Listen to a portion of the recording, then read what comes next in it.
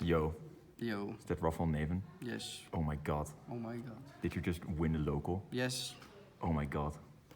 Oh, new ban list hype. And that's him. Yes. But he fell off. What did you play? Pushed.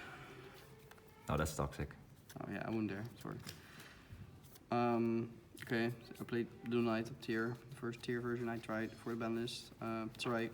Going first is the best version. Going second, it's kind of hard sometimes.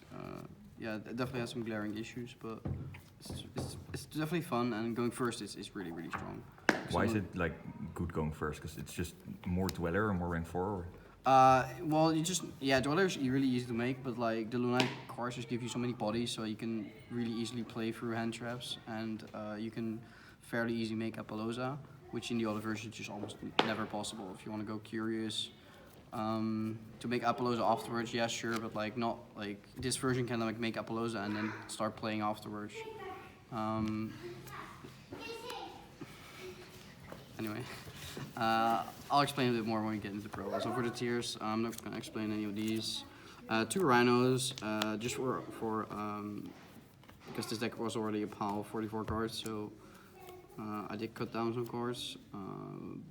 I'm not opposed on playing a 3rd rhino, it's just like space. I wanted to like cut it down because I had like 48, 49 cards, and even now I'm not that crazy. So. Is the chick also like more of a normal summon now with like 2 tanky? Yeah, it's also a normal summon issue because you have like the Kaleido chick now, and you play a couple of copies of that. I still play the 5 good dangers and then 1 level 4 targets. So you have level 4 targets for Jack, but you don't really want to resolve it, right? Like yeah, discard it. Yeah, it's not that great to draw.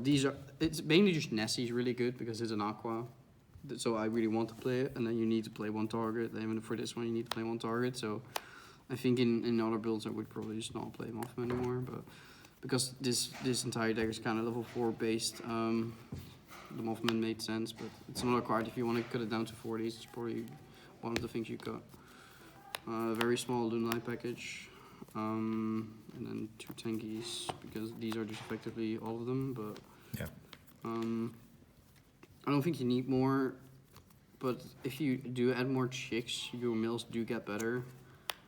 Same for like Martin, but like especially chick is probably the one if you would bump it up. But no, you want bet to mills like Tiger, right?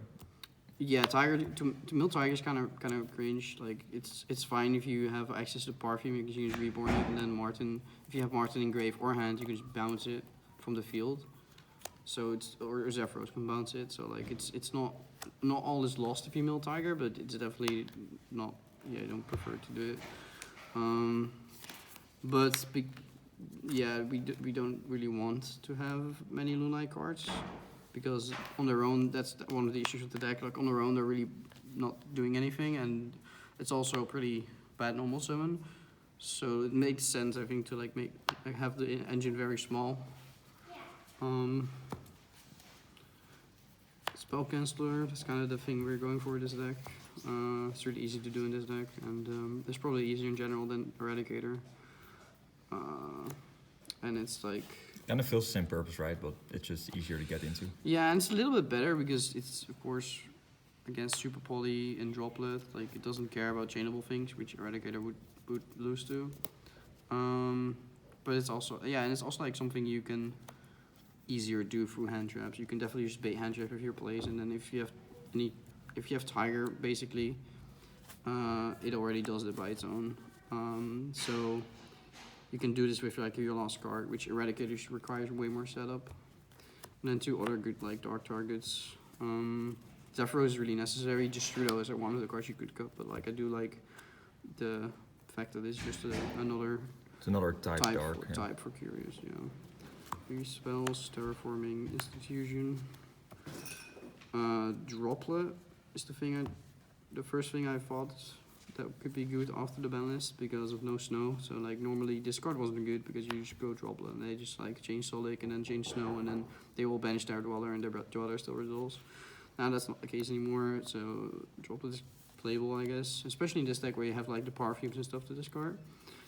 There's like a lot of like decent discards, I guess, so I think Droplet could be good in this deck. Free Parfume. Maxing out on this made sense to us. I say us because I made most of the theory I did with Nash like a couple of days before the local. I was like, what do you think of this and this? This one made sense to max out on because it's just a really good mill. And then Goods. This is the card I do like the most in this version. Like, one of the things that would pull me to like play this version over like a different tier version is because this card is just every card in your deck now. Because it's a Lunalight card, but you can also just send Sildic. Yeah. So Goods is like really strong here. And Vlad also made a Lunalight list, and he played the Crystal Beast Trap. Yeah, the also, rainbow stuff. Yeah, to also search like the field spell and stuff, which is very interesting. It's just I didn't want to play more bricks because the Lunalight cards on their own are also already bricks. So not always, but like they're not ideal. Imperm for the other non-engine card. This was Super Poly, but I think Super Poly is better in the side now because Super Poly is not good in the mirror, and Imperm is super solid against everything. And then 2 Sildic. Right, so you're not playing the Lunalight trap. No, I was trying it, but I don't think it's necessary. Like, it's not a horrible mill, and you do get the Surge of Martin, so it is something I wanted to try, but again, it's like already 44 cards. And yeah, like usually you don't need it to get access to, like, because you only need Chick Tire, right? So, and you mill 8 cards, and then you probably search the last one, or you send a bit curious, whichever one you're missing. And you always have like discards for Perfume. I think it's fine to not play it because it is another brick, but like I don't know, it is playable for sure. So this is already 44. My main issue with this deck is the lack of non-engine cards because you only have 6, and that's why going second is just not that good. Yeah. But going first is really strong. Extra deck is 1. It's 5 fusions. Sadly, only 1 kick colors because of space. But I would prefer a second one. Curious. Masquerena. Masquerena is kind of good because we would go into Avermax to protect the spell canceller. Because because it is only 1600 defense, so like a normal summon Mothman just kills it. Yeah. So. Pelosa, Elf, Dark, Redoer. This one to search Zephy. Dweller and Gars for the combo. So the force fix just to search Zephy, because if you get like your Lunalight engine, you need the Zephy live to get like yeah, more it's extension. pretty good to like get Zephy live. But it is the cuttable card, I think. Wouldn't you like got it for the second Kit Colors, or does it not come up? Yeah, I do like the combos with this, but it is something you could get for the second Kikalos. I was thinking there was also something else I would like to try out, but I can't remember right now. There were like a 16 and 17 extra card, I think, that I would like. I can't remember right now, but yeah, this is like one of the more flexible spots. The rest I think is pretty necessary. Like, yeah, Avermax is not necessary, but it does make the board a lot better. And I do like Masquerena a lot. And if you don't play this, then what is your Masquerena gonna do?